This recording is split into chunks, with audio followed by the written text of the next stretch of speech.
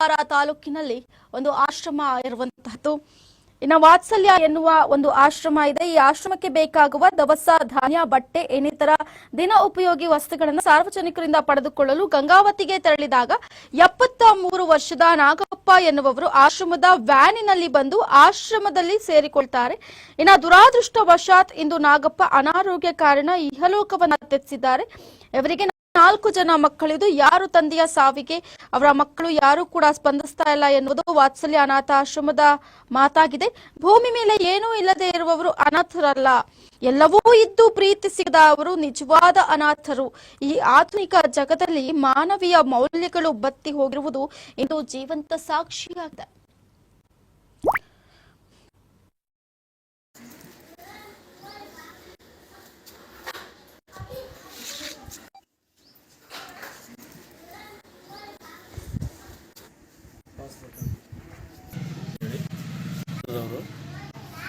ನಮಗೆ ಸುಮಾರು 7 ತಿಂಗಳ ಆಚೆ ಗಂಗಾವತಿಯ ಒಂದು ಹಿಂದೂ ಸಮಾಜ ರುದ್ರಭೂಮಿಯ ಗೇಟಿನ ಮುಂಭಾಗದ ಮುಂದೆ ಸಿಕ್ಕಿದ್ರು.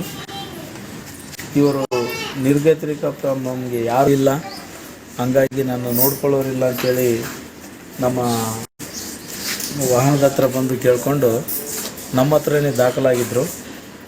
ನಾವು ಸೆಪ್ಟೆಂಬರ್ 13, 2023ರಂದು ಇವ್ರನ್ನ ರಾಯಚೂರಿನ ರಿಮ್ಸ್ ಹಾಸ್ಪಿಟ್ಲಿಗೆ ದಾಖಲಾತಿ ಮಾಡಿದ್ದೀವಿ. ತದನಂತರ ಇವರು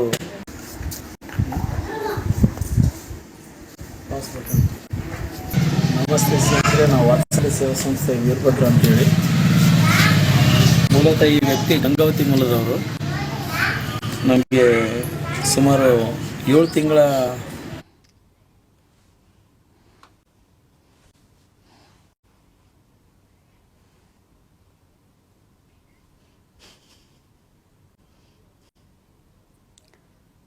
ಕಲಬುರಗಿಯಲ್ಲಿ 900